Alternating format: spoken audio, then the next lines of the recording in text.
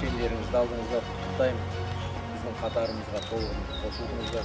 Алматы қаласының тұрғындарының тыныштығын, амандығын, түзететін сапқа тұрғандарың үшін бақытты адамдарсыздар деп ойлаймын.